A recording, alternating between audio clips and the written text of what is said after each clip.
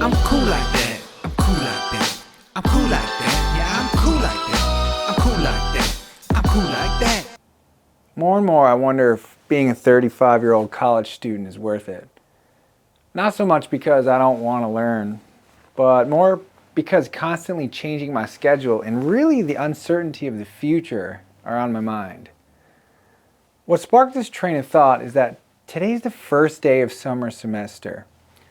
Summer classes are twice as fast as the regular semester, which means that 13 weeks are crammed into 7. And a full load is considered 2 classes, but I'm taking 3. I'm really grateful for the opportunity to go to school at the University of Michigan, but I can't help but wonder, what would it be like if I would have stayed on the track I was on before all this? For someone like me, who has credentials and experience to work in several well-paying fields, somewhere along the way, I decided I wanted to go in a completely different direction and to learn more about accounting and finance. But not because I wanted to work at some big accounting firm. So sometimes I still find myself in that resistance, asking, what is the point of this? And so when it comes to a new semester, it's time to scramble and create a new schedule for my life, which almost never goes as planned.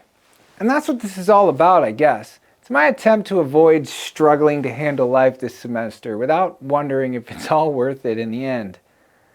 So the first thing I did was go and look at all of the grades and finished classes to see how far I've come since I started, to put into perspective how much I've grown and learned since then. This is what helped me get through the first week.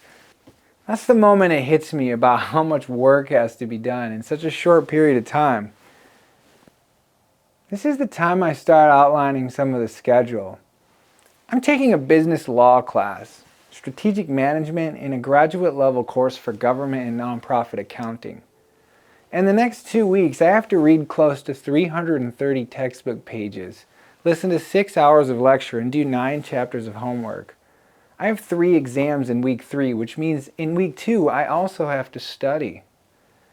According to Cornell College, in order for the average college student to read and understand what they read, they should multiply the number of pages they read by 5. That's how much time you need to read. That means in the next 2 weeks, I should spend 27.5 hours reading, so close to 14 hours a week, or 2 hours a day. Probably 1 hour for homework and 1 hour for studying, and add in the lectures. That means I need to set aside roughly 4 hours and 30 minutes a day for school, 7 days a week. Now that I have a good number to go by, I can plan my schedule. I like to do my reading first thing in the morning and at night before bed. This will end up being the first and last 2 hours of my day, 4 a.m. to 6 a.m. and 8 p.m. to 10 p.m. I absolutely have to get up early if I want my life to work properly. There's no room for error or slack in the next 2 months. This schedule is critical. So here we go. Summer dedicated to the radical pursuit of knowledge. To make this all go easier, I'm probably going to share some of the knowledge along the way. They say that the best way to learn is to teach. So maybe I'll teach you the most important things I learn. Because knowing where life is headed is nearly impossible. And wondering if it's all worth it doesn't do any good. The only thing I can do is embrace the season and look forward to wherever this journey is taking me. Having the opportunity to learn, to grow, to push my limits, that's indeed one of the best benefits of all. And for that, I'm grateful. I know it's going to be hard, but hopefully one day I can look back and thank myself for sticking to it.